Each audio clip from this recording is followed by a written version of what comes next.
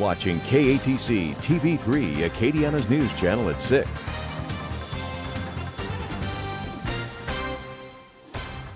And know this, we'll have church in the very parking lot where the building you destroy will stand as a remembrance to us that God is still with us. Their faith is now stronger than ever after an arrest in the 3 St. Landry church arsons. Tonight, the suspect, Holden Matthews, is being held without bond, but the investigation isn't over and the recovery process is just beginning. We have team coverage on the investigation and reaction from the churches. Chris Welty and Danielle Garcia on those stories. But first, let's bring in Marcel Fontenot to lead our coverage tonight. Marcel. Well, you know, Jim, let me give you a little perspective here. We're inside what was Mount Pleasant Baptist Church. Behind us, pews, row after row, where people gathered Sunday after Sunday to pray and gather, a place of solitude, comfort, and for so many, peace. Some seeing these fires as, you know, harsh and cruel, but then so many others saying through the rubble, they will find that peace again. Let's talk about the specifics tonight. You know, right now investigators say they're not actively searching for any other suspects as a part of this investigation. They believe Holden Matthews worked alone in setting the fires at St. Mary Baptist Church, Greater Union Baptist Church, and here at Mount Pleasant. During a news conference today this morning, the FBI officials say they are still investigating whether or not this is a hate crime. They're still working to figure that out. However, Matthews showed interest in a genre of music known as black metal, which has a history of church burnings back in the 1990s in Norway. Matthews tonight charged with 3 counts of simple arson. More charges could be pending. Our Chris Welty continuing our team coverage tonight. Hey, Marcel. Sheriff Bobby Guidra says that detectives use good old-fashioned police work to solve this case and teamwork. The St. Landry Parish Sheriff's Office working with local, state, and federal officials to bring Matthew Holden into custody. We're told that the Sheriff's Office, once they realized that there was possibly a serial arsonist, they were out protecting the more than 150 churches across St. Landry Parish. Now, investigators, they used surveillance video to help locate Matthew Holden and pin him to those locations of the different churches. Now, Sheriff Bobby Guidra, he's praising the other agencies. And tonight, the sheriff is also a bit emotional because Matthew Holden is the son of one of his own. He was shocked and hurt, as any father would be. And my heart went out to him yesterday when we notified him to come in. And I talked to him, and the news was broke to him. He was in terrible shape. KATC Investigates also obtained a copy of Matthew Holden's arrest, or Holden Matthews' arrest affidavit, and it does show Holden going into Walmart here in Opelousas, purchasing gas cans as well as towels and a lighter. Detectives also reviewing surveillance video showing him purchasing those items at Walmart, including a copy of the receipt with his birth certificate, his birth date on that receipt, pinning him to it. You can read that on our website, katc.com. Tonight, Matthew Holden is still in the St. Landry Parish Jail. He has a bond hearing set for May 2nd. Live in Opelousas, Chris Welty, KATC TV3.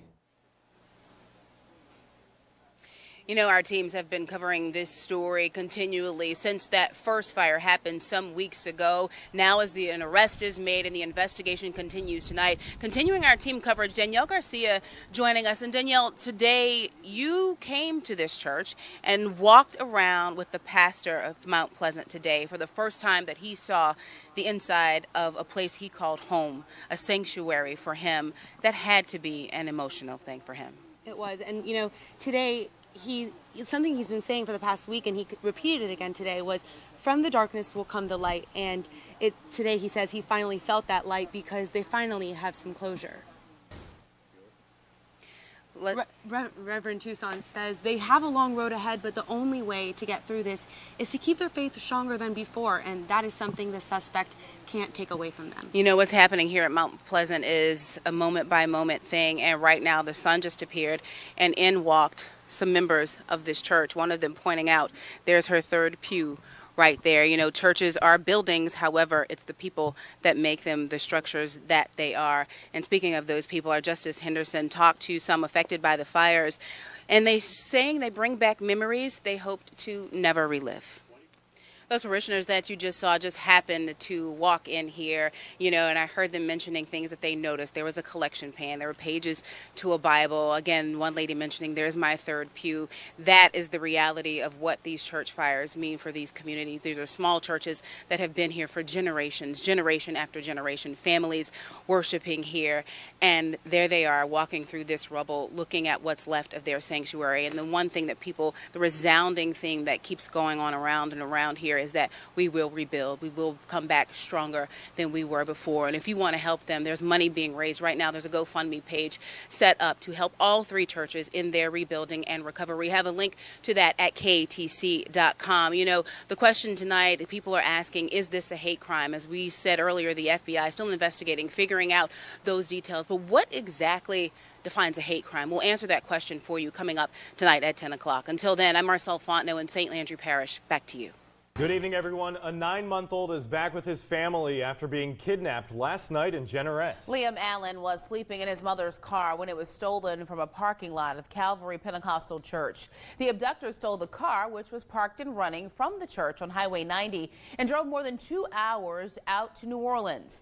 Deputies say they were able to track him because he used the victim's gas card at gas stations along the route. Police found both the suspect and the child in a parking lot near the intersection of Poydras and Camp Streets. The child was safe and reunited with his family at a hospital in New Orleans. And under arrest tonight, Terry Doling of Lafayette. He was arrested in New Orleans on child endangerment and possession of stolen property charges. Abby Breidenbach joins us live outside the church where this all started with more on this. Abby. Jim, Marcel, baby Liam Allen was kidnapped while sleeping in his mother's car in this parking lot last night. According to the church pastor, it all happened while his mother was inside the church praying. Jeanette? The baby is now back in his mother's care. Doling is still in the New Orleans jail tonight. Live in Generette, Abby Breidenbach, KATC TV3. Now, the Amber Alert was issued about 4 hours after the child was abducted and only minutes before he was found in New Orleans. Many of you have been asking why it took so long for that alert. Well, tonight we have an answer. According to state police, specific criteria must be met before notifying the U.S. Justice Department, which controls the Amber Alert system.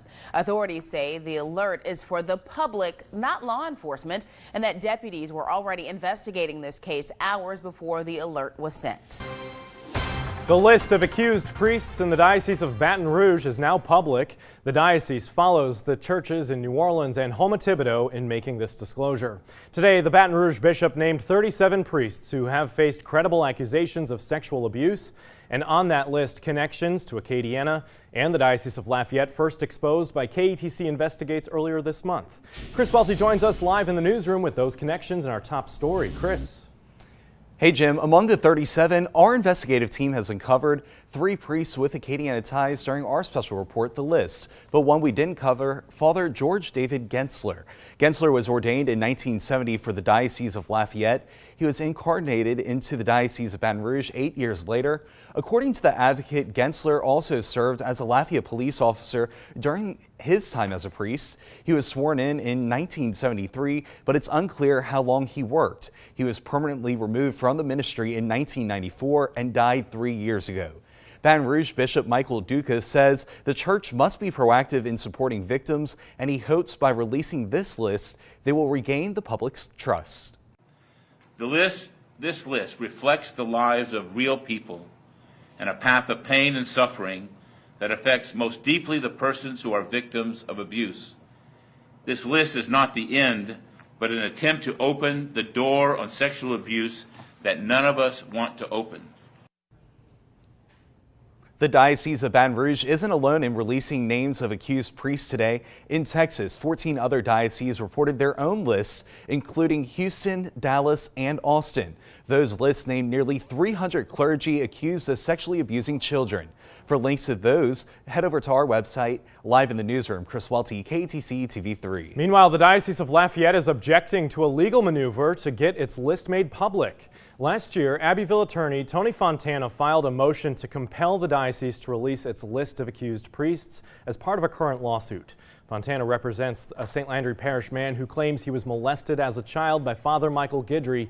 In its response, the church called those requests grandstanding, unnecessary, and irrelevant. The church even filed a motion for a protective order from the request, and now Fontana tells us he's changing the scope of his lawsuit. The church, the bishops, the whole 9 yards have created this culture. They've created an acceptance of child molestation.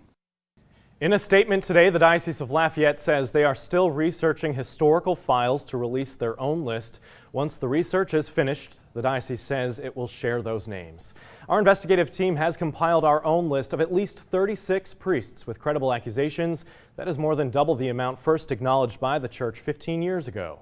You can read our report and watch our half-hour special, The List, on ketc.com/The List. Good evening, everyone, and thanks for joining us. Most students are back home this evening after what was hopefully a very exciting day of the first school year. Today, students in Acadia, Iberia, Lafayette, and St. Mary parishes woke up early to return to school. But in Lafayette Parish, not everyone made it to class on time. The transportation department starting another year off with bus issues. As Chris Welty reports, the district is still sorting out bus routes. It's our top story. And students at J.W. Falk Elementary School getting a welcome back from some special guests today. Police officers and some Ragin' Cajun athletes stopped by to support the students as they headed into the new school year. The athletes say they want to show their support and encourage students to keep pushing forward. Keep striving, and if you hit adversity, just keep going, because every bump in the road is just going to lead to success if you just take it and do whatever you can to get there. In Iberia Parish, students returned to decorated classrooms and some first day activities today. Schools are also kicking off the new year with a new superintendent. Carrie Laviolette was elected into the position after Dale Henderson retired this summer. She says her main focuses are student achievement and security. And today wasn't just the first day of school for Acadia Parish students. It was also the superintendent's first day on the job there as well. Scott Richard spent the day visiting all 26 schools in that parish, starting at Church Point Elementary. And the students there say they're eager to start their new year. I'm excited to do math, and why I'm excited to do math is because I like doing math. She's a little better than me. Math was not my strong suit. Well, tomorrow is the first day back for students in St. Landry Parish, and some students have exactly what they need thanks to donations from the Sheriff's Office's Community Glue Initiative. The group teamed up with Senator Gerald Boudreaux to provide school supplies for children whose parents are in jail. And as our Kendra LaFleur reports, one family says these supplies couldn't have come at a better time. And teachers across Vermilion Parish have their classrooms ready as they're setting their alarms for the big day tomorrow. And while schools are preparing for another year, some teachers at Cecil Picard Elementary are getting upgrades. School officials not only added a larger cafeteria, but they're also adding more classrooms. Those should be completed by November. Parish by parish headlines. We start in Lafayette, where no injuries are reported after a car was shot on Johnston Street. Police say the victim was driving near the intersection of Brentwood Boulevard when they heard a loud noise. A bullet hit the back door of that car. Anyone with any information is asked to call police. New information in last night's deadly crash on Highway 90 near Jeanerette. A Youngsville man is facing vehicular homicide and feticide charges. Troopers say Dylan LeBlanc was impaired when he overcorrected, spun into oncoming traffic, and hit a car. The driver of that car, Abby Saintier, and her 1-year-old son died. Well, plans are back on track for installing artificial turf at Breaux Bridge High School. Work has been put on hold after a dispute between school officials and a contractor over the shock pad. The board agreed to move forward with the original plans. The field is expected to be finished by next month, just in time for the team's first home game on September 14th. In Iberia Parish, one group is helping former inmates return to life outside of prison. The new chapter push held its first re-entry conference to give an update on how it impacts the criminal justice system and how they can improve. The organization offers a transition program for people in St. Mary, St. Martin, Vermilion, and Iberia parishes. Giving them a fresh start and a new beginning, and giving them hope that they can begin to make it and that they can begin to become accountable to their community, to their family, to begin to go forth and to begin to do greater things. About 2 weeks after the announcement of a deficit in the current budget year, the Cajun Dome has booked one of country music's hottest artists. Carrie Underwood will perform in the Dome in September of next year. Tickets go on sale next Friday. And staying in Lafayette, UL is considered among the top 15% of the nation's four-year colleges. That according to the latest Princeton review. The educational company picked close to 400 public and private colleges based on what students said about their professors, campus culture, and student life. UL ranked high in town-grown relations, which is basically the connection between the university and its community.